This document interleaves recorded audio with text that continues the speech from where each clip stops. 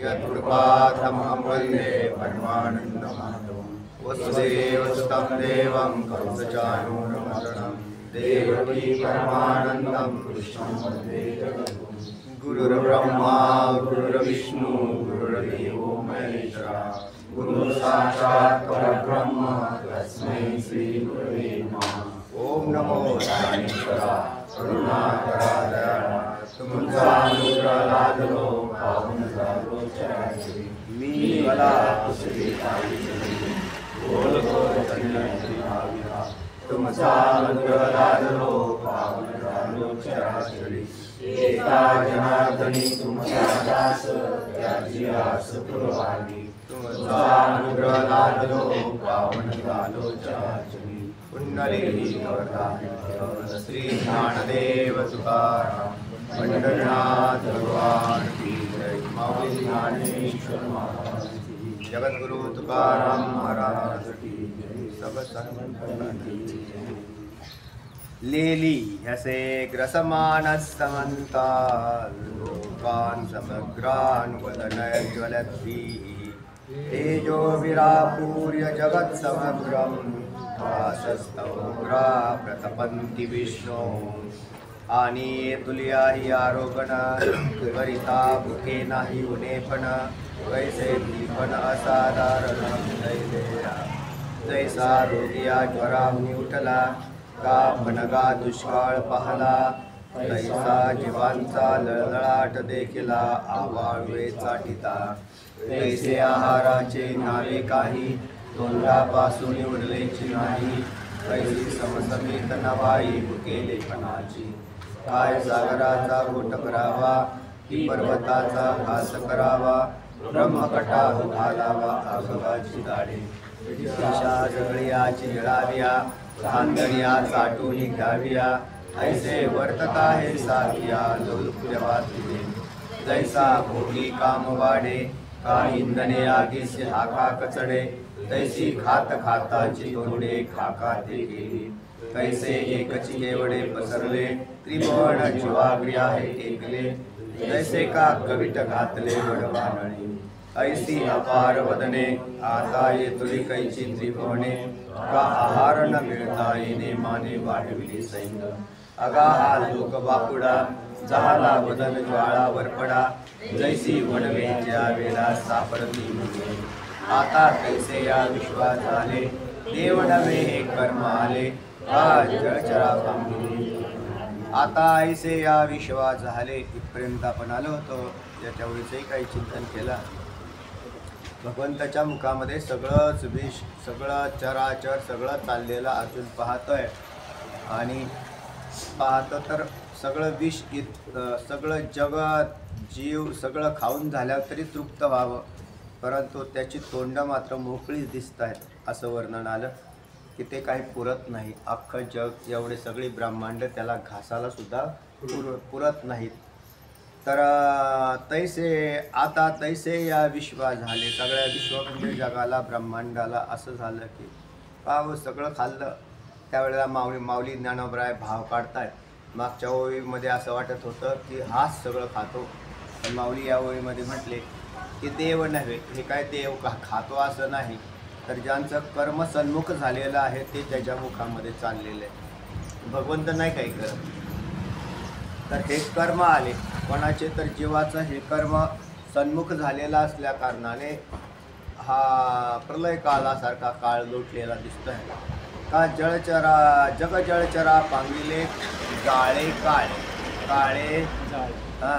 काळे जगरूपी जळचरांना या काळरूपी जाळ्याने पांगिले म्हणजे त्याच्या अधीन केलेलं आहे त्याला अडकवलेलं आहे त्या जाळ्यामध्ये अडकवलेलं दिसत आहे कोणाला म्हणताल तर सगळ्या जगाला काळरूपी जाळे काळ म्हणजेच कर्माच्या द्वारे ज्या वेळेला कर्म संपतं जीवाचं त्यावेळेला त्या ठिकाणी जो उभा राहतो त्याला काळ असं म्हणतात कारण कर्म संपल्यानंतर त्याला काळाकडून शिक्षा मिळणं संभवनीय आहे म्हणजे त्याला त्या भूतामध्ये राहत कारण त्याला शिक्षा नाही म्हटली जात एखादा मनुष्य दुःखाचा जन्म जर जगत असेल आणि त्याला जर काळाने सोडवलं तर त्याला काय म्हणायचं सुटका झाली उलट त्याची, कारण अतिदुःखात एखादा रोग झालेला असेल एखाद्या जीवाला, शरीराला त्या जीवाच्या, तर ते मृत्यू येणं त्याला उलट कसं आहे, चांगलं आहे. म्हणजे चांगलं आहे, कारण त्याला त्या दुःखातून सोडवलं. तो जो अपार कष्ट सोसत होता ना, त्याच्यातून तो बाहेर निघाला. नाहीतर काय होईल, तेच जीवन तसाच जगत राहील. म्हणून मृत्यू हा एका दृष्टीने चांगला आहे, जीवाला सोडवणं करणारा. कोणाला मृत्यू खराब आहे, तर ज्याला मोहग्रस्त जे जीव जगतात त्यांना मृत्यू हा खराब वाटतो, कारण त्यांना त्या शरीराचा मोह आणि शरीर संबंधीचाही मोहाच्या जाळ्यामध्ये हे फसलेले राहतात. म्हणून या जाळ्यामध्ये, काळाच्या जाळ्यामध्ये सगळेच जगरूपी जलचर, इथं दृष्टांत जाळ्याचा असल्या कारणाने पाण्याचा संबंध येतो, आणि पाण्याच्या संबंधाने पाण्यात राहणाऱ्यांच्या जलचरांचा संबंध येतो. आणि म्हणून दृष्टांत हा सागरामध्ये राहणाऱ्या जलचरांना धरून या ठिकाणी केलेला आहे. तर कोळी ज्याप्रमाणे त्या दिवशी आपण पाहिलं होतं चिंतन करता करता, की कोळी जसं जाळं टाकण्यासाठी सागरावर जातो आणि जाळं टाकून दिल्यानंतर त्या जाळ्यामध्ये माशाची इच्छा करतो, त्याचं ते जाळं विशिष्ट असं असतं, ज्यांनी पाहिलेलं आहे त्याला माहिती आहे. आणि मग त्याच्यामध्ये हे जलचर काही आमिषाला भुलून त्याच्यामध्ये त्या जाळ्यामध्ये येतात, पण तेच जलचर त्या जाळ्यामध्ये येतात ज्यांचं आयुष्य संपलेलं असतं. असं माऊली ज्ञानोबा म्हणते, तरी शिवळी पाहिले आपण, आटावे होती जलचर दोहा पडाले होय. तेव्हा असेच जलचर त्या जाळ्यामध्ये सापडतात ज्यांचं आयुष्य संपलेलं असतं. म्हणून कोळी मासे पकडत नाही, तर कोळ्याने टाकलेल्या जाळेत त्याचे मासे येतात, त्याला कोळी जबाबदार नाही. कारण कोळी हा काळाचं काम करतो, काळरूपी कोळी का नाही आहे. पण मग काळरूपी कोळी जरी असेल तरी त्या कोळ्याच्या जाळ्यात माशाने जावं ही अक्कल कोणाची आहे, माशाची. म्हणून कोळी कोणताच मासा पकडत नाही, फक्त त्या कोळ्याला तसा अहंकार व्हायला नको की मी हे कर्म करतो. एरवी ते कर्म सुद्धा शुद्ध आहे. जसे त्या धर्मव्याघ्राची कथा सांगितली जाते. धर्मव्याधाच्या कथेमध्ये कौशिक नावाचे मुनी अरण्यामध्ये तपश्चर्या करत होते, आणि त्यांच्या तपश्चर्या केली तर इतकी तपश्चर्या केली की तपश्चर्या करताना ब्राह्मण होते ते, आणि त्यांनी ते तपश्चर्या करताना भान नाही राहिलं. खरं तर तपश्चर्या करताना भान न राहणं ही तपश्चर्या. जर त्याचं भान होत असेल तर ते काय साधन आहे म्हणाले. आणि त्यांनी ते काय केलं, मग ते बसलेलं त्याच्या बुचड्यामध्ये त्या पक्ष्यांनी काय केलं, घरटी केली, त्याच्यातून अंडी काढली, त्याच्यातून पक्षी उडून गेले, अशी कथा आहे. आणि नंतर पण रस्त्याने चाललेला असताना एका पक्षाने त्यांच्या अंगावर घाण टाकली, वरून पडली खाली. आता त्याला तरी पक्षाला काय ज्ञान आहे की खाली ऋषी चाललेत का आणखीन कोण चालले. आणि ते टाकल्याबरोबर त्यांनी त्या तपश्चर्येचं बळ होतं, त्यांनी असं पाहिल्याबरोबर तो पक्ष हलगोली पेटला, हवेतच पेटलं आणि तो वरून पेटून पाडला. त्यावेळेला त्यांना अभिमान झाला की मी काय तपस्वी आहे आणि मोठा तपस्वी आहे. साधना करताना काही वेळेला असे अनुभव येतात की आपल्याला विनाकारण भ्रम होण्याची शक्यता असते, किंवा असं झालं हे याच्यामुळे झालं बरं का, आपल्या साधनेत आता काय झाले, शक्ती तयार व्हायला लागली. तर पण ते वनात राहत होते, आणि मग वनामधले मग ते भिक्षा मागण्यासाठी गावामध्ये आले. तर त्या एका स्त्रीच्या दारासमोर भिक्षा मागत होते गृहस्थाश्रमातल्या, आणि ती तिच्या पतीच्या सेवेमध्ये असताना यांनी भिक्षा मागितली. त्यांनी पाणी मागावं आणि ह्यांनी ते मागावं. त्यावेळेस ते थांबा आता थोडा वेळ, त्याचा नियम होता त्यांचा, किंवा भिक्षान्न देई तीनदा म्हणायचं आणि निघून जायचं, असा भिक्षावाल्याचा नियमच आहे. त्यांनी थांबायचं नसतं दारामध्ये. नाही मग त्यांना काय अडचण असेल, पण ते बराच वेळ झाल्यावरती मग म्हणजे झाला तरी ते येईनात, पण थांबा असं तर म्हटली. मग माझा अपमान आहे हा, कारण मी काय तपस्वी असं झालं. आणि मग त्याने ते रागाने पाहिलं कोणाकडे, करिता तपे कामक्रोध खवळती, निळबराय म्हणतात तसं. अहंकाराची प्राप्ती करता तीर्थाटने अहंकाराची प्राप्ती. तप करणाराकडे हा अहंकार प्राप्त, आणि मग क्रोधही झालेला असतो यांच्याकडे आलेला. त्या कौशिक मुनींनी असं रागाने पाहिल्याबरोबर तिने ते हसली. ती उलट ती म्हटले, मी तुम्हाला म्हटलं होतं मी माझ्या पतीच्या सेवेमध्ये थोडा उशीर लागेल असं सांगितलं असताना तरी तुम्ही माझ्याकडे का रागाने पाहता? कारण राग न करणं हे हिताचं आहे. सगळ्या जीवांचं जर हित कशात असेल तर याच्यातून मुक्त व्हायचं आहे आपल्याला, असं नाही की याला वाढवायचं. आणि तपाने तर उलट क्रोधाधिकांची प्राप्ती होते. मग अशी तप का करावी ज्या योगे क्रोधाधिकांची प्राप्ती होते? आणि मग त्यांनी ते असं रागाने पाहिले. त्यांच्या त्या रागाच्या ह्याच्यामध्ये असं होता भाव की मी कोण आहे? तर तेव्हा ते म्हटले, मी काय त्या वनातली पक्षी थोडीच आहे, तेव्हा ती असं भरोदिशी जळून जाईल तेव्हा. आणि तर तिने भिक्षा दिली, सगळे झाले, पण हे आतून पेटला ना. कारण ती पक्षी पेटायच्या ऐवजी हेच आतून पेटली. कारण असं आहे, अहंकार जो असतो ना तो जागा होतो ना. अहंकार जागा झाल्यावर त्याच्यासारखं दुःख कोणालाच नाही, की ज्याच्यात अहंकार जागा झाला ना आतून, किंवा माझ्यासारखा कोणीच नाही असं. आणि तरीसुद्धा बरं हिला कसं काय कळालं? ह्या घटना तर वनात घडली, त्यावेळेला कोणीच नव्हतं तिथं, आणि हिला कसं काय? तर तिला साधनेच्या जोरावरती ही होते. आता साधना तिची एकच आहे, पती सेवा हीच साधना आहे, दुसरी काय. इथे मन लावून, कारण त्याच्यामध्ये परमात्मा शोधन केलं जातं.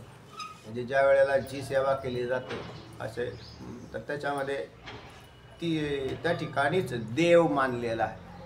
आणि अनुसरेची पतिव्रता अनायसे आत्महिता भेटेची ती. तर तेव्हा माऊली सांगतात त्या पद्धतीने. तर तेव्हा अशा मग त्याच्यात तिचं काय झालं तिथे, मग त्याला ती धर्मव्याधाची कथा दिलेली. पुढे जाऊन एक मला हे सांगायचं होतं, सज्जन कसाया जो होता ना, तो कसायाची कथा तिथे जोडलेली त्याच्या धर्मव्याधाच्या कथामध्ये आलेली. तिने तो उपदेश केला की तू असं कर, त्या अशा अशा व्याधाकडे जा, तो तुला उपदेश करेल. तो व्याध म्हणजेच कसाई, व्याधपदाचा अर्थ आहे कसाई, आणि धर्माचा उपदेश करणारा कसाई म्हणून धर्मव्याधाची कथा. धर्मव्याध गीता नावाचा भाग त्याच्यातून आले. त्याला ब्राह्मणाला उपदेश केलेला आहे कसायाने. म्हणजे असा नियम काही नाही आहे शास्त्रामध्ये, कारण ही तर कथा जुने आलेल्या आहेत पुराणात. म्हणून एका कसाई व्यक्तीने ब्राह्मणाला उपदेश केलेला. तो हा कौशिक ब्राह्मण होता. आणि तो ज्या वेळेला गेला, मग तर गेला तर असा बाहेर उभा राहिला. तर म्हटलं दुकानावर त्याच्या जायला सांगितलंय, पण दुकान कशाचं आहे? तर कसायाचं. आणि तो असा, मग तो त्यांनी पाहिलं की ती एक व्यक्ती, ब्राह्मण व्यक्ती येऊन असा लांब उभी राहिलेली. आणि कारण त्याला तर पाठवलेलं होतं, त्याला तर नाईलाज होता की तो तिथं गेलेला आहे, त्याला जायचं होतं, उपदेश मिळाला होता. तो त्याच्याकडे जा म्हणजे तुला ज्ञान प्राप्त होईल असं त्या स्त्रीने सांगितलं. म्हणून तो तिथं गेला होता. आणि तिथं उभे राहून गेला. तर मग त्यावेळेला या व्याधाने तिकडे पाहिलं की हा व्यक्ती आलेला आहे. मग तो म्हटला, थोडा वेळ थांबा, मी येतो तिकडे.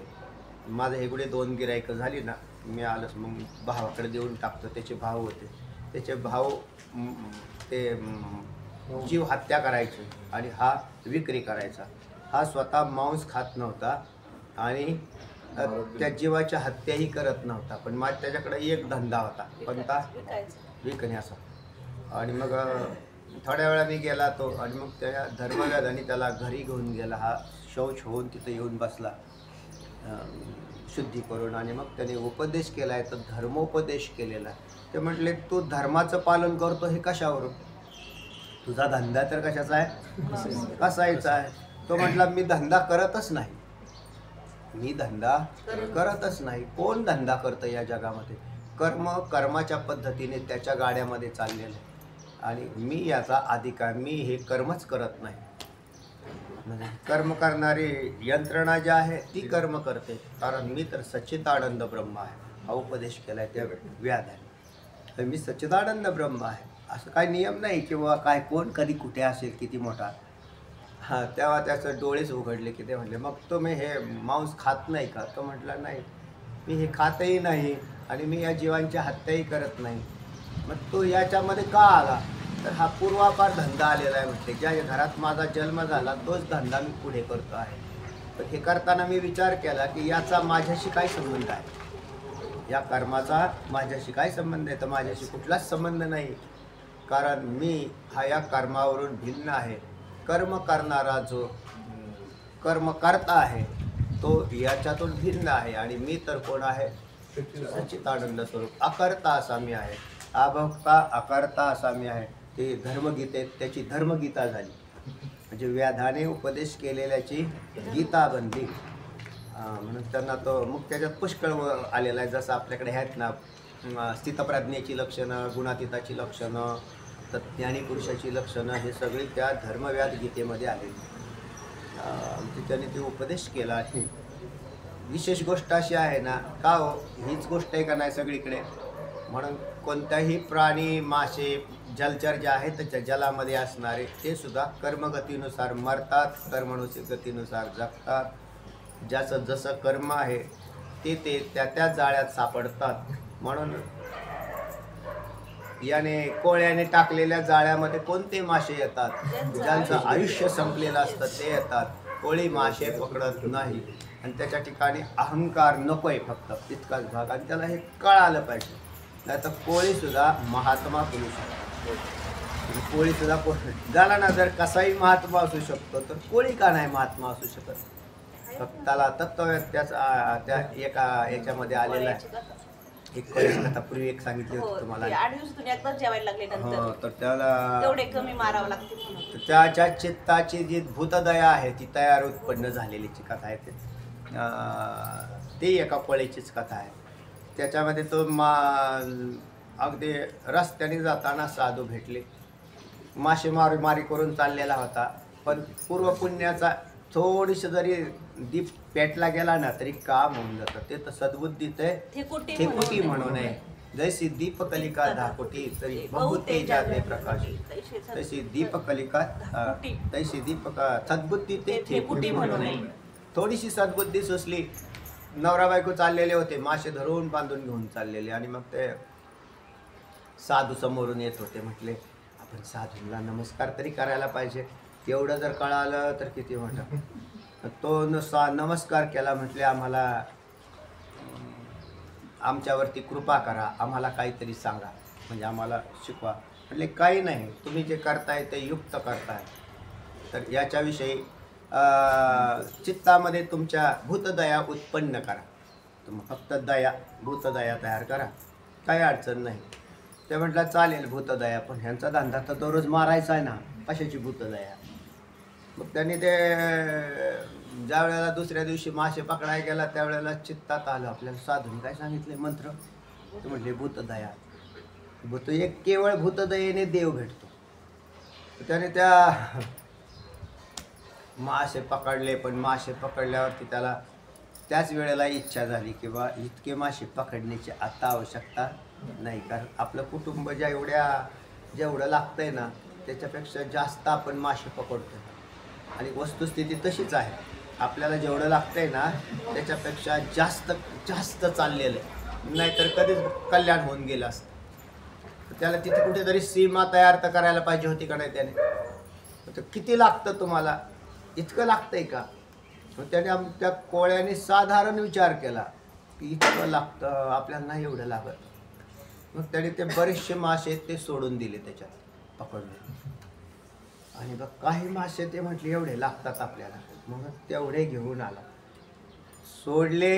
याच्यात आणखीन भूतदया उत्पन्न होऊन चित्त अजून द्रवीभूत झालं.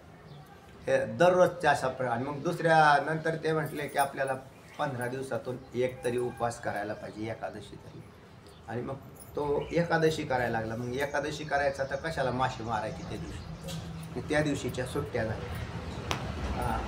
एकादशी करता करता सोमवार करायला लागला. हा सोमवार आहे ना.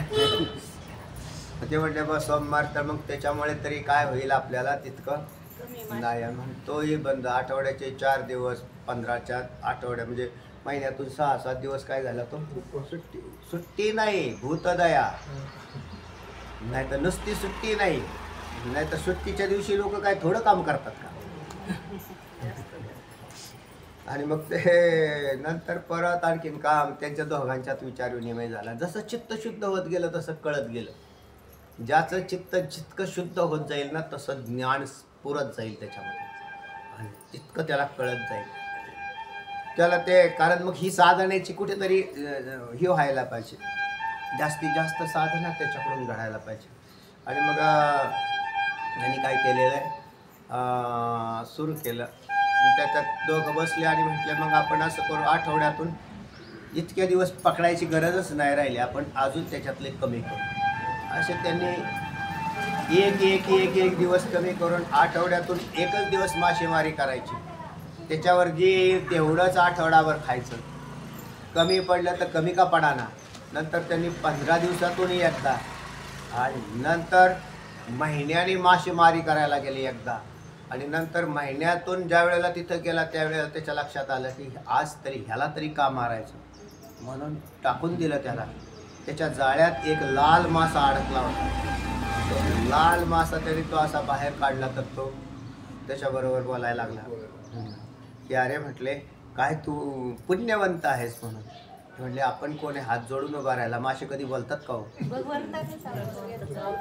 तर भगवंत प्रगट झाले त्याच्यासमोर. काय करून? एकादशी करून का सोमवार करून? त्याला म्हणजे ज्या वेळेला कर्माची कर्मगतीमध्ये कसं परिवर्तन केलेलं आहे. सगळे जीव कर्माने जगतात आणि कर्माच्या अधीन झालेले जीव जोपर्यंत त्यांना हे कर्माची गती कळत नाही. गहनो कर्मणा गती ही असं म्हटले. कर्माची गती ही गहन, अत्यंत गहन आहे. आणि मग कर्माबरोबर नाही वाहत जावं तर मग कुठेतरी याच्यामध्ये फुलस्टॉप दिला पाहिजे. आणि नाहीतर मग काळ तर त्याच्या जाळ्यामध्ये कर्मानुसार ओढतोच आहे. इथं माऊली म्हणतात की हे जळचर जे आहेत, जगरूपी जळचर या काळरूपी कोळ्याच्या जाळ्यामध्ये जे सापडलेले आहेत तर ते कर्मानुसार सापडलेले. तर त्यांनी नाही मारलेलं कोणी. काळ कशाला कोणाला मारतो तेव्हा. म्हणून हे सगळे जेवढं मुखात चाललेलं जग आहे, मग ते भीष्माचार्य असो, द्रोणाचार्य असो, पांडव असो, कौरव असो, कोणी असतील ते पांडवाचं सैन्य तर त्याला काळाच्या तडाख्यामध्ये सापडलेले. आणि अर्जुनाला हेच दाखवायचं की हा काळाचा तडाखा इतका जबरदस्त आहे. जबर तडाखा देख तू क्या जाने देख. त्या कबीर महाराजांचा अभंग आहे ना. तडाखा आहे, अजब तडाखा आहे, अजब तडाखा. कबीर महाराजांचा एक अभंग. जब का अजब तडाखा दे. भाऊ म्हणायचे. आमचे ते गुरुजी ते म्हणायच्या दिंडीत चालल्या. काळाच्या तडाख्यातून वाचेल तो खरा. पण मग कसा वाचेल तर त्याला त्या जीवांनी आपली कर्म सुधारून घ्यावी. अन्यथा हे काळाच्या तडाख्यातून कोणीच वाचू शकणार नाही. हे विश्वरूपाने दाखवून दिलेलं आहे. तेव्हा आता तैसे या विश्वा झाले, देव नव्हे हे कर्म आले. का जळचर जळा जरा जळ जग जळ चरा पांगी. म्हणजे जगरूपी जळचर हे काळ्याच्या जाळ्यामध्ये पांगले म्हणजेच अडकले. तेव्हा माऊली म्हणतात असं अडकलेलं आहे ते. आणि अर्जुन सुद्धा हेच पाहतोय. म्हणजे अर्जुनालाही याच्यातून शुद्धी व्हावी, बुद्धी कळावी. काय म्हणायचं देवाचं? आमच्या ह्याच्यात चळचळ आहे. चळचर आहे का? चळचरा पांगिले. जग आहे का? जग चळचरा पांगिले. जाळे काळे आहे का? काळ जाळे असा शब्द आहे का? उलट सुलट आहे. ठीक आहे अर्थ. कारण जाळे शब्द आलेला आहे आणि चळचरा आलेला आहे शब्द, त्याच्यामुळे काळाला लावलेला आहे तो. मग जळचराला लागत नाही. आणि खांदारकर महाराज ज्ञानेश्वरीत जग जळचरा पांगिले काळे जाळे म्हणून जाळे आणि जळचर हे आल्यामुळे तुम्हाला या कथा सांगाव्या लागल्या, कारण मग त्याच्याशी संबंधित आल्या ना. आणि नाहीतरी मग काळाचं जाळं तर आहेच, त्याच्यात काय प्रश्नच नाही. कोळी काय आणि काळ काय दोन्ही सारखेच आहे. आता ये अंगप्रभेचे नि वागुरे कोणीकडून निघिजेल चराचरे. आता इथे बी वागुरे आणि चराचरे असा शब्द आला. वागुरं कशासाठी लावलं जातात असे? व्याध ज्या वेळेला पकडतो हरणादिकांना त्यावेळेला तो जाळ वाघूर लावतो आणि त्याच्यामधून या चराचरा त्यांना बाकीच्यांना पकडतो. आता विशेष करून तिथल्या चेतनाला पकडतो, पण या विश्वरूप रूपी व्याधाने पारध्याने असं जाळं लावलेलं आहे की ज्याच्यातून नुसते चल नाही सापडले त्याच्यात, तर अचल सुद्धा त्याच्यातच आले. चर आणि अचल, चेतन आणि अचेतन, जड आणि चेतन, म्हणजेच चर आणि अचल हे दोन्हीही सापडले. पारधी फक्त हरणाला पकडतो, बाकीच्यांना सोडून देईल. त्याला काय करायचं तेव्हा? दगडी जर सापडली त्याच्यात असले दगडी, आता दगडी येतच नाहीत ते, कारण उठून येत नाहीत. इथे सगळेच ब्रह्मांड मुखात चाललेले देवाच्या, त्याच्यात जडही वर्ग चाललेला आहे आणि चेतन वर्गही चाललेला आहे. म्हणून हा जो पारधी आहे तो फारच मोठा आहे. कोणता? विश्वरूपी. तर त्याने आता ये पर त्याच्या कोणती वागूर लावलेली? तर अंगप्रभेची. बरं, कारण या अंगप्रभेच्या वागुरामधून कोणीच सुटणार नाही. का बरं? सगळे भस्मसात करून टाकते. व्याध्याने लावलेली, हस्पार्ध्याने लावलेली वागूर आहे, त्याच्यामध्ये हरिण अडकून पडतो. बरं, अडकला, मेला नाही. पण याच्या ज्या अंगप्रभेची वागूर आहे तर ती इतकी तेज कांती आहे त्याच्यात की त्याच्यात जाता क्षणी तो भस्म होतोय, म्हणजे लगेचच त्याचा भस्मसातच होऊन जातोय तो. तेव्हा अशी तेजस्वी वागूर या विश्वरूपाने, म्हणजेच त्याचं जे मुख आहे, विश्वरूपाचं जे मुख आहे ते कसं आहे म्हणताल तर अति तेजस्वी. आणि त्याच्यामधून कोण सुटेल? कोणीकडून निघी जैल चराचरे, कोणत्या बाजूने त्या फाशातून काय होतील? बाहेर पडतील. तर त्याचे संपूर्ण तेजस्वी असे फासे असल्या कारणाने आणि एक एक फासा त्या जीवाचा पूर्ण नाश करणारा असल्या कारणाने त्या याच्यातून तेजस्वी फाशातून कोणतंही चर आचर कोणताच पदार्थ बाहेर पडू शकत नाही. तर तो सगळा गिळून टाकतोय, जसाच्या तसा तो काय करून टाकतोय? खाऊन टाकतोय. निघी जायला म्हणजेच गिळून टाकतोय, तो काही त्याच्यातून सुटलेलं नाही. कशी म्हणतात तर की वस्त्रे नोहे ती जोहरे ओढावेली जगात. की ही वक्त्रे, वस्त्रे नाही, वक्त्रे म्हणजे तोंडे. ही वक्त्रे नोहे ती, हे तोंड नाहीत. मग जोहरे म्हणजे लाक्षागृहे, त्याला काय म्हणतात? जोहरे. ओढवली जगा म्हणजे जगाला प्राप्त झालेली आहेत. म्हणजेच हे विश्वरूप रूपी मुख नसून त्याची मुख म्हणजे एक एक लाक्षागृह आहे. आणि ते लाक्षागृह म्हणजे त्याच्या लाखेपासून बनवलेलं जे गृह आहे त्याला लाक्षागृह म्हणतात. तर असं त्याचं एक मुख, त्या लाक्षागृहाचं वैशिष्ट्य असं असतं की त्याच्यामध्ये, म्हणजे जसं पांडवांसाठी लाक्षागृहाची योजना दुष्ट असणाऱ्या दुर्योधन शकुनी यांनी रचली आणि वारणावताला पाठवायचं जाणारच होते दर्शनाला ते. तर त्या ठिकाणी राहण्यासाठीची व्यवस्था असावी. फार दयाळू कोण? पांडव, फार दयाळू. ते म्हटले तुम्हाला तिथे जाणार, थंडी ऊन वाऱ्याचं कसं काय राहणार वारणावतात, त्याच्यापेक्षा आम्ही तुम्हाला काय करतो? बांधकाम करून देतो. आणि पुरोचनाला अतिशय दुष्टबुद्धीचा जो एक व्यक्ती होता त्या राज्यात राहणारा, या कौरवांच्या बाजूचा, त्याला दुष्ट माणसं दुष्टच असतात, त्याच्यात काही शंका नाही. त्याला लाक्षागृह बांधण्याचं काय दिलं होतं? कॉन्ट्रॅक्ट दिलं होतं. त्याला ते लाक्षागृह बांध, कोणाला सांगायचं नाही, त्याच्यात काय काय करायचं काय नाही करायचं सगळं, आणि एकट्याची जबाबदारी. पुढे काय झालं तर तुझं काय होईल पाहून.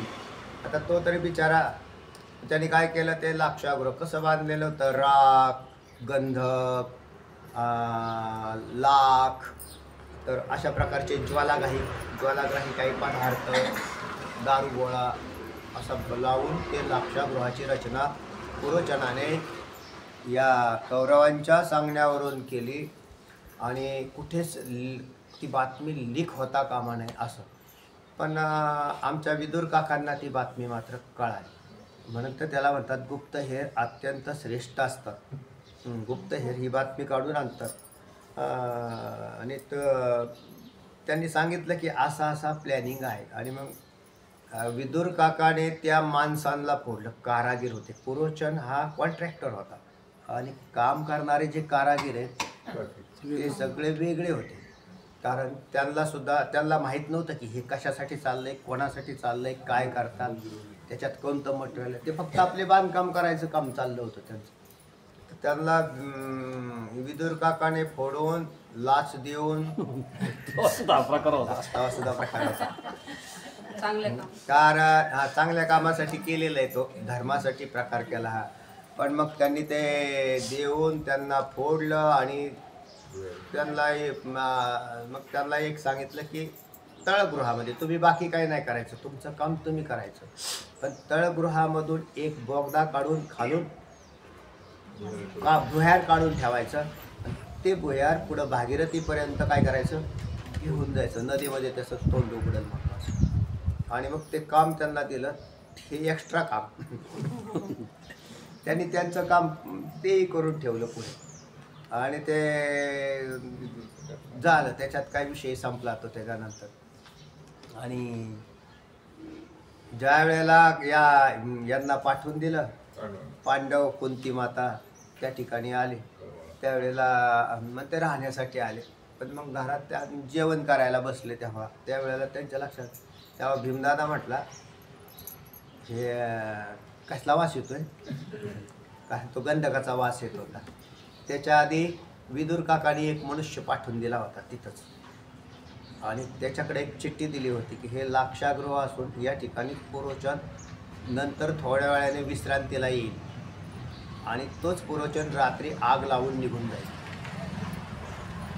मग तुम्ही काय करायचं आहे, तर खाली पलीकडली जी खोली त्याच्या खालच्या बाजूला तळमजला करून ठेवलेला आहे, तर त्याच्यातून खालून उतरायचं आणि खाली भुयार काढलेलं आहे, तुम्ही भागीरथीमध्ये बाहेर निघता. तर हे सगळं नियोजन विदुर काकाने चिठ्ठी देऊन टाकली होती त्या माणसाला. मग ते चिठ्ठी देऊन गेल्यावर तो माणूस निघून गेला. आणि हे जे होते पांडव, मग ते संध्याकाळची वेळ त्यावेळेला जेवण करायला बसले. त्यांना कळालं, कारण धर्मराजाने ती चिठ्ठी वाचली होती की हे लाक्षागृह हे लाखेपासून आणि गंधकापासून बनवलं आहे आणि थोड्या वेळाने पुरोचन तिथं येईल. हां, आणि तो पुरोचनच काय करणार आहे, आग लावून निघून जाणार आहे. मग तो असं म्हटल्यावरती खरोखर मग पुरोचन आला सुद्धा. आणि आला तर म्हटला मला विश्रांती आजच्या दिवस इथे जमेल का, म्हटले हाय बाहेरची खोली थांबा. मग त्या बाहेरच्या खोलीत तो पुरोचनाला ती खोली केली होती, त्याच्यात तर थांबला. त्याला झोप लागली. आता हे सगळं काम देवाचंच आहे, कोणाला झोपायचं कोणाला जागा करायचं. आणि नंतर ती एक भिल्लीन आली आणि तिच्या 5 पोरासहित ती भिल्लीन आल्यावरती तिने ते म्हणले रात्रीची वेळ आहे, आम्हाला काय खायला आहे का, म्हटले मिळेल ना. त्यांना खायलाही दिलं. म्हटले आता रात्रीच्या वेळी कुठं जाऊ, म्हटले इथंच झोपते म्हटले मी. कारण ती लाक्षागृहात तशा व्यवस्था होती, खोल्या होत्या, एकच खोली नव्हती काही. आणि मग त्याच्यामध्ये तिला ते म्हटले झोप आता इथं तू. म्हणजे ती ही झोपली. आणि हा विरोचन बरं, ती भिल्लीन आणि 5 पोरं आणि विरोचन तिकडे झोपला. आणि मग यांचं जेवण झाल्यावरती भीमाला यांनी युधिष्ठिरने सांगितलं, म्हटले असं आहे बरं का, हे जे बांधलेलं आहे ना, आणि तो येऊन झोपलेला आहे का, तो म्हटले विरोचन आहे, तो काडी लावणार आहे आपण झोपल्यावर. भीम म्हटला मग त्यो आपण झोपल्यावर कशाला, त्यो झोपलेला आहे तेव्हाच काडी पिटवतो. पण भीमाने लाक्षागृहाला आग लावली. लाक्षागृहाला आग कुणी लावली, भीमाने लावली. हा आणि विरोचन झोपलेला होता. तात्काळ भडका झाला आणि हे पळून गेले त्याच्यातून भुयारातून. त्यांनी ते शोधलेला होता माल. त्याच्यात भिल्ली नाही मेली, तिचे 5 पोरं मेली आणि पुरोचन गेला. मग आता हे सगळे मेले आणि ते बरोबर किती होते? 7 झाले का नाही? म्हणजे त्याच्यामध्ये पुरोचन मेला. आता पुरोचन कसा मेला हे कौरवांना काही कळालं नाही, पण पुरोचन मेला हे कळाली बातमी. पुरोचनही मेला ते म्हटले बरं झालं, काट्याने काटा झाला, तोही गेला म्हणजे पुरावा राहिला. पण मग हे भिल्ली म्हणजे कुंती झाली, म्हणजे कुंती मातेच्या जागेवर. आणि 5 पांडव म्हणजे तिची 5 ते म्हटले बरोबर सगळ्यांचा काय झाला? नाश झाला. हा, खुश झाले ते. पण हे नंतर निघून गेले. याला म्हणतात लाक्षागृह. ह्या लाक्षागृहात फक्त 7च माणसं मेली. या बाबाच्या लाक्षागृहात किती चाललेली? कोणाच्या? या विश्वरूपाच्या लाक्षागृहात. बर, या त्या लाक्षागृहात जेवढा ज्वलनशील पदार्थ आहे तेवढाच जळणार आहे. या बाबाच्या तोंडच अख्खं ज्वलनशील आहे आणि ते कधी म्हणजे त्याच्यात कधी शांती नावाचा प्रकारच दिसाना की बा आत्ता तरी कमी पडल. मग कारण ज्वालाग्राही पदार्थ आहे ना, तो जळून झाल्यावर शांत होतो तो. असं नाही की तो कायम राहील. अगदी पार ते हिरोशिमा नागासाकीवर पडलेले न्यूक्लिअर बॉम्ब त्यावेळेला तीव्रता होती, तशी आत्ता राहिली का? आई त्याच्यातून रेज बाहेर पडतात आत्तासुद्धा. आताही तिथं तो मनुष्य निर्मनुष्यचा आहे, तिथे कोणी जात नाही. पण तरीसुद्धा आता ती तीव्रता आहे का? जेवढा कोळसा केला त्यांनी त्याहीपेक्षा भयानक हायड्रोजन बॉम्बच्या निर्मित्या येतात ना. ज्या वेळेला पडतील ना त्यावेळेला काही, कारण त्याच्यापासून उत्पन्न होणारे जे प्रोटॉन्स आहेत ते इतक्या मोठ्या प्रमाणावर आहेत की त्याला काय मापच नाही. पहा, पण या बाबाच्या तोंडातले प्रोटॉन्स पहा. कोणाच्या? विश्वरूपाच्या. कारण हे तर कधी संपतच नाही. ज्याने युरेनियम निर्माण केलं तो हाच आहे. याची अणुभट्टी पेटणं कायम पेटती. आपल्या अणुभट्ट्या तरी त्या मध्यंतरी चाललं होतं ना, युक्रेनच्या अणुभट्टीवर रशियाला बॉम्बस्फोट करायचा होता, पण नाही झालं ते खरं. ते बाजूला काहीतरी झालं किंवा घाबरला असतील. ते बी घाबरले असतील. पुढे झाल्यावर काय करणार ते? कारण शेवटी युक्रेन हा सुद्धा रशियाचाच भाग आहे ना, हा वेगळा नाही तो. त्या चला, पण या बाबाची अणुभट्टी कसली? या बाबाचं लाक्षागृह कसं आहे? याच्यामध्ये इतकं तेजस्वी आहे की त्याच्यामध्ये बरं, याच्यात या लाक्षागृहात काय होतं? जसं दगडाचे कोळशे होतात न्यूक्लिअरमध्ये. हां, त्याची ते उष्णता असते की हजारो अंश सेल्सिअस, लाखो अंश सेल्सिअस तापमान वाढतं ते. पण या विश्वरूपाच्या मुखातलं सेल्सिअस तापमान किती आहे? त्याचे म्हणून याच्या काय म्हटलं माऊली की आता ये प्रभेचे निवागुरे कोणीकडून निघी जाईल चराचरे. कोणत्या बाजूने पळतील? कोणत्याच बाजूने पळणार नाहीत. का पळणार नाहीत? तेवढा वेळ तर मिळाला पाहिजे, संधी तर मिळाली पाहिजे. याचं मला पाठीमागे सांगितलं होतं. ज्यावेळेला हिरोशिमा नागासाकीवर बॉम्ब वर्षाव झाला, म्हणजे ते 2 विमानं होती आणि त्यांनी काय केले? Nuclear bomb. तर त्यांनी विमानांना दिशा देऊन सेट करून ठेवलेली होती अगोदरच, म्हणजे बॉम्ब टाकण्याच्या आधी. कारण बॉम्ब पडल्यानंतर वैमानिक बेशुद्ध होणार होते. आता वाचणं न वाचणं हा पुढचा प्रकार होता की जगणं न जगणं. जगले ते, पण त्यांनी असं डायरेक्शन देऊन दिलं होतं सागरावर. कारण जपान कुठे आहे?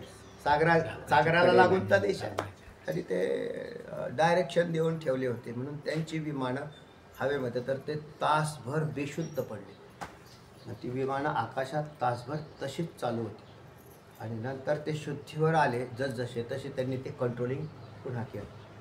म्हणजे इतका त्याचा काय होता? तो प्रभाव होता. म्हणजे ज्या वेळेला त्याला टाकायचं तर हिचा जर इतका प्रभाव असेल तर या बाबाच्या तोंडात जाणारं जे चराचर आहे ह्याला हे अगोदरच त्यांनी मारून टाकलेलं आहे. सगळं लांबूनच मरता येते. जाऊन काय होणार आहे त्या तोंडामध्ये? तर एवढी मोठी अणुभट्टी असलेलं हे विश्वरूप माऊली सांगतात की वक्त्रे नो हे ती जोहरे. कारण जोहरे शब्द लावला त्याला. आणि आत्ताचा जोहर कोणता आहे? अणुभट्ट्या. आत्ताचे जोहर कोणती? अणुभट्ट्या आहेत का नाही? साधारण नाही बरं का, फार भयानक आहेत ते. आपल्याला वाटतं त्याचं काय आपण घेतोय उपयोग करून घेतोय, इलेक्ट्रिसिटी तयार होते. इलेक्ट्रिसिटी त्याच्यावरच तयार होते, न्यूक्लिअरवर. आणि मग त्याच्या कारण त्याच्यापासून पुष्कळचा फायदा होतो. पण त्याचा जर स्फोट झाला तर ते काय अति घातक आणि अति भयानक आहे.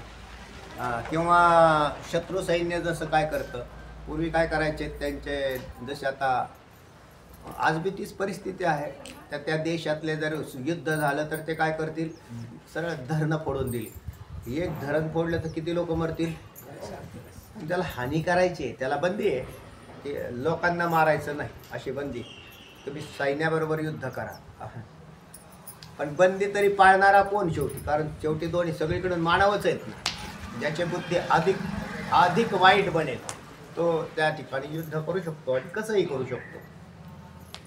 तर तेव्हा अशा प्रकाराने इथे या मुखामध्ये बी असाच प्रकार आहे. भगवंताच्या अर्जुन पाहतोय की अति तीव्र अशा प्रकारच्या अग्नीच्या ज्वालांचा भडका ज्याच्या मुखातून होतोय. आणि ती वक्त्रे नव्हे ती जोहरे ओढवली जगा, ही जगाचा घास करण्यासाठी प्राप्त झालेली आहेत. आगी आपुलेनी दाहकपणे कैसेनी पोळी जे ते नेणे, आगी आपुलेनी दाहकपणे. दृष्टांत लिहिले, 2-3 दृष्टांत आले. कसे म्हणतात? कारण या बाबाच्या मुखात ज्या अग्नी जो प्रज्वलित झालेला आहे तो कसा आहे असं म्हटलं. याला काय त्याचं काय वाटत नाही असं सांगायचं आहे माऊलींना. आता खालच्या दृष्टांत त्याला काही वाटत नाही, म्हणजे याला माया नाही, दया नाही, काही नाही. कारण याला कळानाच काय चाललंय. कोणाला? विश्वरूपाला. कसं म्हणताल तर आगी आपुलेनी दाहकपणे कैसेनी पोळीले ते नेणे. म्हणजे लहान मुलगा आहे ना, लहान मुलाची दया यायला पाहिजे का नाही अग्नीला. म्हणजे असं खेळत गेलं तर ते दिव्याजवळ गेलं तर, किंवा कंदील होते पहिले असे धरलं तर ते काचेला धरते. कोण? लहान मुलं काचेला धरल्यावर त्याचे हात काय झाले? भाजून गेले हो, पोळले ना हो त्याचे हात. किंवा चहा पिणाऱ्याला बी लक्ष ठेवावं लागतं. जर पोरं रांगत आली तर ती नाही, तर चहानी सुद्धा भाजतात. त्याला बी लक्ष ठेवायला आपल्या ते बाजूला ठेवा ना, त्याच्यासमोर नको. आणि ते तास पळत येतं आणि त्याला वाटतं की आपण बी प्यावा त्यातलं. काय होईल त्याचं? तर तेव्हा म्हणून अग्नी हा, अग्नीच्या ठिकाणी दया माया नाही. आगी आपुलेनी दाहकपणे आपल्या ठिकाणी, म्हणजे दाहकता हे अग्नीचं काय आहे? स्वरूप आहे. म्हणून आपुलेनी दाहकपणे म्हणजे आपल्या स्वरूपामध्ये असणाऱ्या त्या उष्णतेत. कैसेनी पोळले ते नेणे, किती पोळले बघू बरं असं म्हणतो का तो? नाही, कारण त्याला याचं ज्ञानच नाही की आपली दाहकता किती आहे. याचं अग्नीला कुठे ज्ञान आहे? म्हणून ते ज्ञान कोणाला? आम्हाला ज्ञान आहे की किती पोळतो तो. म्हणले दाबून पहा, चहा किती प्यायचा, म्हणले फार गरम आहे का, थांबा नाहीतर भाजल. हे ज्ञान कोणाला? ज्याला भासतं त्याला. का अग्नीला आहे? अग्नीला नाही, अग्नीला नाही. तोच प्रकार या देवाच्या बाबतीत झाला. याची तोंड म्हणजे अग्नीची कुंड बनलेली आहेत, जोहरं बनलेली आहेत. आणि याला कळानाच की बघ याच्यात आमची काय अवस्था चाललेली या जगाची. सगळ्या जगाला तो नुसता खात सुटलेला आहे. जगाचं काय होतं असेल, त्या लोकांचं काय होतं असेल, याची काय भूतदया आहे का नाही तुझ्या ठिकाणी देवा? तर अशा प्रकारे माऊली ज्ञानोबराय वर्णन करतात की जसा दृष्टांत दिलेला आगीला, की आगीला स्वतःच्या दाहकपणाचं काय नाही, ज्ञानच नाही की किती पोळावं बुवा. आणि असतं तर काय झालं असतं, बालक आलं की सौम्य झाला असता. ज्यांना लय कडक चहा वाटतो त्यांना त्यानेच कडक चहा दिला असता. ते म्हणजे एवढा गार नाही चालत आम्हाला, जरा कढवूनच आणा. माणसांचे काय थोडे प्रकार आहेत का? म्हणजे अशी जरी इच्छा केली असते तर अग्नी ते लगेच म्हटलं असतं की बा किती प्रमाणात पाहिजे ह्यांना. पण हा जाणत नाही. अगदी त्या पद्धतीने हा सुद्धा बाबा जाणत नाही. परी जया लागे तया प्राणी सुटिका नाही. ज्याला हा अग्नी लागला त्याची सुटकाच नाही बाबा. त्याला त्याने भस्मसातच करून टाकलं, प्राणासहित भस्म केलं. त्याचे प्राण वाचत नाहीत. ज्याला हा अग्नी लागला त्याला त्याचे प्राण वाचणारच नाहीत. म्हणून आता सगळ्याचेच घरात चर आचर सगळेच त्याच्यामध्ये नाश पावत आहेत आणि याला काही त्याचं वाटत नाही. असं माऊली ज्ञानोबा दृष्टांतपूर्वक सांगतात.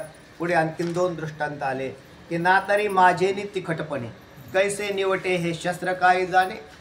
माझेनी तिखटपणे, तिखटपणे म्हणजे अतिशय तीक्ष्णपणाने. जरी प्रत्येक वेगवेगळी शस्त्र राहतात आणि प्रत्येक शस्त्राचं वेगवेगळा मापदंड राहतो. तलवारीला धार महत्त्वाची असते म्हणून धारीला काय म्हणायचं, तिखट, तीक्ष्ण. तलवारीचा एक भाग, काही वेळेला दुधारी तलवारी सुद्धा आहे. ती दोन्ही बाजूने उलटी तलवार हाणली तरी इकडूनही तुटली आणि तिकडूनही तुटली. पण दुधारी तलवार चालवण्यासाठी फार व्यवस्थित चालवावी लागते. म्हणून एकधारी तलवारीचं प्रशिक्षण आधी का आधी दुधारीचं, नाही तर स्वतःच तोंड कापून घेतो. म्हणून मग त्या तलवारीचं, मग ते तलवारीला असणारी धार अतिशय तिखट असते, म्हणजे तीक्ष्ण आहे. त्या धारीला त्याच्यामध्ये त्या धारीला खेळता खेळता लेकरू गेलं आणि त्याने असा हात टाकला. ती धार जर अति तेज बनवलेली असेल तर टाकल्याबरोबर बोट तुटून जातील तिची. एक तर कोमल असतात तो बालकाची, आणि त्याला काय म्हणून त्याला एक मण्या काय म्हणतात त्याला, म्यान केलेली असते. म्यानीमध्ये ती तलवार अशी व्यवस्थित ठेवली जाते, कोणाचा हात लागू नाही अशी. नाहीतर शस्त्र काय जाणे, बालक आहे का म्हणजे शत्रू आहे का मित्र आहे हे शस्त्र जाणत नाही. शस्त्राला नाही जाणत, चालवणाराला कळायचं आहे की काय करायचं आहे ते. तेव्हा ना तरी माझेनी तिखटपणे कैसे निवटे म्हणजे हा कसा मरतो, हे माणूस कसा मरल हे शस्त्र काय जाणू शकतं. तेव्हा म्हणून शस्त्र नाही जाणू शकत. जो येईल त्याच्यावरती ते चालेल, त्याची धार जशी असेल तसं तो. आणि त्याच्यामध्ये बी अनेक प्रकारच्या शस्त्रांचे जे गट आहेत आता शस्त्रामध्ये त्याची धारच आहे. बंदूक काय जाणे की त्याला त्याच्या गतीनुसार त्याची गोळी काय होते, लागते. मग ती कशाला म्हणजे सुटून गेली ती गती, ती कशाला जाणते. तेव्हा तिचा फक्त तिचं काम ते करते. अगदी हा सुद्धा यंत्रवत झालेला आहे. कोण, विश्वरूप. तो काय जाणे किती मेले, कोणाचे प्राण गेले, कसे आतमध्ये गेले. तर मला याला निर्दयीपणा केलेला आहे त्याचा. विश्वरूप हे अत्यंत निर्दयी झालेलं आहे आणि ते स्वतःचंही भान हरपून गेलेलं आहे. जसं अग्नी त्याच्या स्वरूपाने हरपला, शस्त्र तिखटपणाने हरपलं. तिसरा दृष्टांत आलाय का आपुलिया मारा नेणे विष जैसे. आपल्या माऱ्यामुळं किती मरतील हे विष जाणू शकत नाही. का बरं, ते विषच आहे. विषामध्ये सुद्धा अनेक प्रकार आहेत. जसं सगळ्यात श्रेष्ठ विष सांगितलं जे सागराच्या मंथनामधून आलं. सागर मंथन करून ज्या वेळेला हलाहल बाहेर पडलं, ते म्हटले बाहेर पडल्याबरोबर जाळत सुटलं. ते कोणाला, माणसांना नाही. पृथ्वी आप तेज वायू आकाश या पंचमहाभूतांना पेटवत निघालं. म्हणजे ते पृथ्वीलाही पेटवायला लागलं. असं कसं काय होईल. आणि मग त्याचं नाव तर हलाहल विष. आणि बरं हे जर नाही आवरलं गेलं तर काय होईल, सगळं भस्मसात होऊन जाईल. आणि म्हणून मग त्याने पुढे जाऊन त्याच्यासाठी रचना केली देवादिखाली आणि साध्या भोळ्या माणसाला पकडलं. कोणाला, आणि जगाच्या कल्याणा संतांच्या विभूती. आमचे संतच आहेत शिवजी म्हणजे. आणि मग त्यांना ते म्हटले बाबा असं असं झालेलं आहे. असं काय म्हटले, हलाहल आहे का, असं नका, घेतो ना म्हटले. आता त्यांनी हे विचार नाही केला की कसलं असतं काय असतं. आणि मग सरळ प्राशन करून घेतलं कंठामध्ये. पण त्यांना तरी त्रास देईलच का नाही. विष कोणाला त्रास देईल, शिवजींना दिलं का नाही.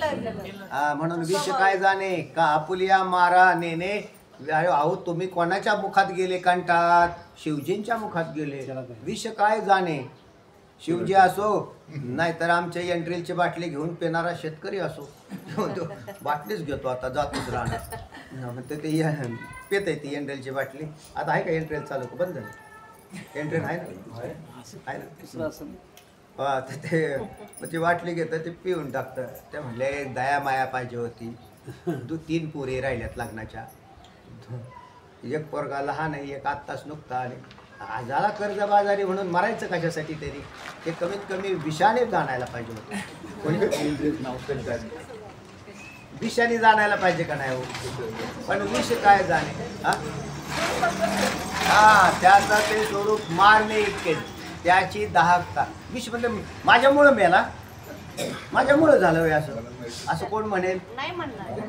अहो त्याला माहितीच नाही ना त्याचीच त्याच्या विषाच्या ठिकाणी असणारी विषता किती आहे हे विषाला माहीतच नाही. तो असं झालं का त्या सर्पाच्या काही जाती सगळ्या जाती काही विषारी नाही, पण त्याच्यातल्या नाग, फुरसं, पटेरी, मान्यार आणि कोबरा घोणस. कोबरा म्हणजेच नाग. तर या 4 जाती विशेष करून भारतामध्ये सापडणार आहे. भारतात आहेत ना, तर याच्यामध्ये किंवा जगामध्ये बी सगळीकडे मिळते. हे सगळ्यात जास्त एकापेक्षा एक प्रत्येकाच्या विषामध्ये फरक आहे. म्हणजे कोणतं घोणस चावल्यावर त्या शरीरावर कोणते परिणाम होतात हे वैज्ञानिकांनी त्यांनी शोधून त्याच्यावरती उपाय काढले. पण काही अंशामध्ये आहेत ते सक्सेस. 100% नाही, कारण विष जर पूर्णच भिनलेलं असलं तर त्याला कोणी काही करू शकतच नाही. म्हणजे काही अंशामध्ये ते चालतं आहे. पण त्या प्रत्येक विषयामध्ये काय आहे तर भेद आहे. म्हणून नागाचं विष, घोणसाचं, पटेरी, मान्यार आणि फुरस. तर त्याच्यामध्ये मधुर आहे ना, बचनागाचं मधुर होता ते मधुर लागतं, पण विषाचे ना ते असं म्हणतात. ते मी काही चाकलेलं नाही.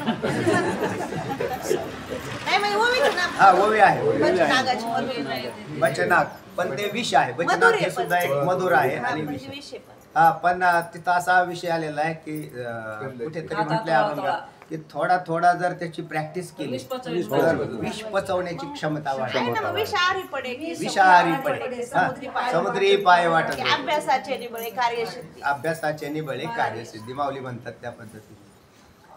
पण विषयाला आपल्यापासून लोकांना काय ताण आहे याचं ज्ञान नाही. तसं या विश्वरूपाला, विश्वरूप विषयासारखं आहे, विश्वरूप शास्त्रासारखं आहे, विश्वरूप अग्नीसारखं आहे. हे दृष्टांत देऊन विश्वरूपाची किती हानी होते आणि त्याला कसं कळत नाही हे माऊली ज्ञानोबराय या वयामधून सांगताना दिसत आहेत आपल्याला. चला का आपुलिया माराणेने विष जैसे तैसी तुझं काही, आपुलिया उग्रपणाची सेची नाही. आला का सिद्धांत? त्या पद्धतीने तुला हे देवा तुझ्या उग्रपणाची काय नाही, आठवणच नाही काय चाललंय ते. सेची नाही म्हणजे आठवण नाही, जाग नाही, तुला त्याचं काय कळानाच असं म्हणायचं. आपण म्हणतो सरळ तुझी बुद्धी खराब झाली. तुझ्या बुद्धीमध्ये काय झालाय, दोष तयार झाला देवा, तुला काय कळाना. तेव्हा तुझ्या आपुलिया उग्रपणाची सेची नाही, परी अलीकडीच मुखी खाई हो सरली जगाची. अलीकडल्या मुखी म्हणजे अनेक मुख अर्जुन पाहतो. विश्वरूपाचे अनेक मुख, काय एक मुख आहे, अनेक मुख. पण अलीकडल्या एकच मुख कोरडं पडलेलं दिसतंय, म्हणजे त्यालाच खायला पुराणा. आणि मग बाकीची मुखं नुसतीच तोंडामध्ये सुपारी जशी फिरवावी. तोंडात सुपारी फिरताना अख्ख्या सगळ्याच्या तोंडात सुपारी नसते, उगाच एक खाडा असतो, इकडून जात असतो. म्हणजे ते तोंड मोकळंच असतं. का जेवण करतो मनुष्य तसं तोंड असतं नाही. म्हणून जेवणानंतर सुपारी खाणारी माणसं अशी करत राहतात. तसे या विश्वरूपाच्या मुखामध्ये उगाच एखादं ब्रह्मांड इकडून तिकडं सुपारीसारखं फिरताना दिसतंय. कोणाच्या? विश्वरूपाच्या मुखामध्ये असं ब्रह्मांड. आणि एका मुखामध्ये हे सगळे जग चराचर सगळं असं भरून चाललेलं दिसतंय. आणि बाकीची मुखं कोरडीच म्हणजे तोंडी. म्हणून त्यांना आता ते पाहतात की अजून कुठून काय माल येतोय का, म्हणजे आपल्याकडे, कारण आम्हाला खायला पाहिजे नको का काही. अशी विश्वरूपाची अनेक तोंडे पहा की परी अलीकडील मुखी खाई. अलीकडील म्हणजे अलीकडल्या, मुखी खाईच्या म्हणजे त्याच्या दरीमध्ये. हो सरली जगाची सगळं जग त्याच्या एकाच मुखामध्ये सरलं आणि बाकीची मुखं तशीच ठणठणीत आहेत. हां आता त्याच्यात काय मागं एक वर्णन आलं होतं की त्रिभुवन त्याच्या जिभेवरती शेंड्याच्या टोकावरती टेकलेलं आहे, म्हणजे तेवढंच. हां मग मी त्याला सुपारीचा खडा म्हटला. आपल्याला दृष्टांत घ्यायला काय अडचण आहे. मोहरीसारखा तुम्ही म्हटला, मोहरीसारखा, पण मी म्हटलं सुपारीचा खडा घेऊ म्हणून. आणि तो तोंडा कारण मग सुपारीचा खडा बराच वेळ चालतो.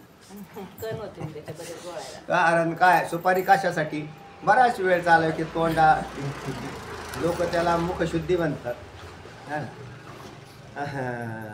बडीशेप सुपारी असे तर त्या मुखशुद्धीचा वापर केला. तसा एक एक ब्रह्मांड प्रत्येक तोंडात टाकून मुखशुद्धी करून घेतोय हा. बाकी काही नाही. भूक म्हणजे पोट भुकेला तसाच आहे. आणि एकाच तोंडामध्ये सगळं जग काय होत आहे सरत चाललेलं आहे. तैसी तुझं काही आपुली या उग्रपणाची सेचीच नाही. तुला माहितीच नाही तुझी किती तीव्रता आहे चाललेली समोर. हा तू काय काय सगळ्या जगाचा कसा घास करून टाकलेला आहे. सगळं जग एकाच मुखात चाललं. अलीकडल्या एकाच मुखामध्ये जर हे सगळं सरत असेल तर पलीकडली तोंड तर मोकळीच पडलेलीत ना. हा त्याचं काय आहे त्या. अगं आत्मा तू एक. तुला कळत नाही तू कोण आहेस तर आत्मा. या विश्वाचा आत्मा कोण आहेस तू एक विश्वाचा आत्मा आहेस. आणि तोही सकळ विश्वव्यापक आहेस. तू या विश्वात सकळ व्यापक आहेस. या विश्वाचा आत्मा आहे. आत्मा आहे म्हणण्यात आतून भरलेला आणि व्यापक आहे म्हणण्यात ब्रह्म. पहिल्या बाजूला आत्मा लिहिलं आणि सकळ विश्वव्यापक म्हणजेच ब्रह्म. म्हणजे तू आत्मा आहेस. आपण आत्मा हा शब्द व्यष्टी दृष्टीने जीवाच्या ठिकाणी करतो म्हणून जीवाच्या दृष्टीने आत्मा आणि विश्वाच्या रूपाने ब्रह्म. हा दोन्ही तूच आहेस ना. आत्मा काय आणि ब्रह्म काय दोन्हीही काय आहेस तूच आहेस. तेव्हा आम्हाला असं म्हणायचं की तरी का अंतक असा शब्द आहे ना.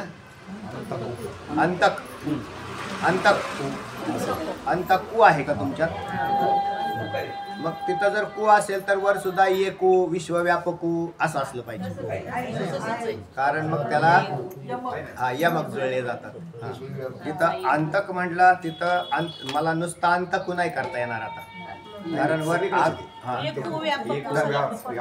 हा त्यालाच काय म्हणायचं यमक जुळलेले. यमक जुळवण्यासाठी ते असतं. मग जर वर ओवी अशी असेल अगा आत्मा तू एकू सकळ विश्वव्यापकू तरी का आमा अंतकू तैसा ओढवलासी असा शब्दप्रयोग होईल. झालं. तर तेव्हा इथे खांदारकरांनी काय तसं केलेलं नाही महाराजांनी. तर अगा आत्मा तू एक सकळ विश्वव्यापक तरी का आमा अंतक म्हणजे अर्थ तोच. अंतक पदाचा अर्थ यम मारणारा असा नाश करणारा असा अंतक या विश्वाचा कोण आहेस तूच आहेस. आणि तैसा ओढवलासी म्हणजे जर तू आमचा आत्मा असशील तू जर सगळीकडे व्यापक असशील ना विश्वाला सर्व भरून तूच उरलेला असशील तर मग आमच्यासारखे आमच्यासाठी तू ओढवलासी. आमच्या समोर पुढं कसा आलायस तू काय म्हणून अंतक म्हणून म्हणजे यम म्हणून आमच्या समोर उभा कसा राहिलास. आणि ही वस्तुस्थिती आहे. आत्ताशी या ओळीमधून देवाचं वर्णन आलं. वास्तविक पाहता भगवंत हा विश्वाचा आत्मा आहे. म्हणजेच तो प्राण आहे जीव आहे ज्याच्यावरती हे जग काय आहे आधारित आहे. सगळे जीव त्याच्यावरतीच जगतात. ज्याच्या ज्योतीने जीव जगतात असा जगाची मुख्य ज्योत कोण आहे तर ईश्वर आहे. आणि त्याच्या ज्योतीमध्ये ह्या छोट्या छोट्या ज्योती अनंत पेटलेल्या आहेत. आता तूच असं करायला लागला तू या सगळ्यांचा नाश करायला लागला. तू तर प्रत्यक्ष आमचा आत्मा आहेस ना. आणि आम्हाला कोण वाचवेल. पहिली गोष्ट आहे आत्म्याचा नाश होतो का नाही. आत्म्याचा नाश नाही होत. आत्म्याचा नाश होत नाही म्हणजेच ब्रह्माचाही नाश होत नाही. पण जीवाचा आत्मा असणारा म्हणजे तर जीववाचक शब्दाने केला तर सगळ्या जीवांचा आत्मा असणारा तू म्हणजे आम्ही ज्याला आमचा आत्मा समजतो आणि सगळ्या विश्वात व्यापक असणारा तू म्हणजे ज्याला ब्रह्म असं संबोधलं जातं. या दोघांचाही टिकणं तुझ्यावर अवलंबून आहे आणि तूच या सगळ्यांचा ग्रास करून टाकला आहे. तेव्हा असं लक्षात येतंय की हे आत्माही याच्यात भस्मसात होऊन जाईल की काय. भाव कसा काढला. आत्मा नाही जळत. आत्मा जळत नाही. पण अर्जुन म्हणतो तू या सगळ्या विश्वाचा आत्मा जीवांचा आत्मा सर्वत्र व्यापक आणि तुलाच हे कळू नाही राहिलं की याचा घास कसा करावा. म्हणून सगळ्या जीवांचा नाश तुझ्याकडून उडवलेला दिसतोय. अत्यंत सूक्ष्म पदार्थाला आत्मा असं म्हणायचं. आत्मा या पदाचा अर्थ सूक्ष्म, सूक्ष्मातला सूक्ष्म म्हणजे जो आत भरून पुरलेला आहे, उरलेला आहे, त्याचं नाव आत्मा. आणि जो व्यापक आहे त्याला ब्रह्म असं संबोधलेलं आहे. म्हणून त्या ब्रह्म या पदाचा अर्थच व्यापक असा आहे. आणि आत्मा या पदाचा अर्थ आहे आतून भरलेला, म्हणजे ज्याच्या आत्म्याच्या आत काही नाही. आणि म्हणजे आत्म्याच्या आत काही नाही म्हणून तो आत्मा.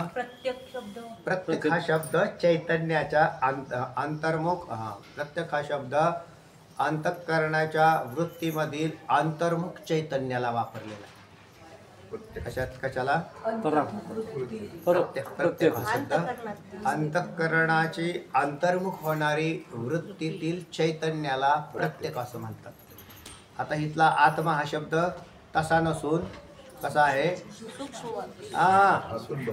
आत की ज्याच्या आत कोणीच नाही तर तोच आहे, त्याचं नाव काय झाला? आत्मा. सबराभरीत असंही म्हटलं जातं त्याला.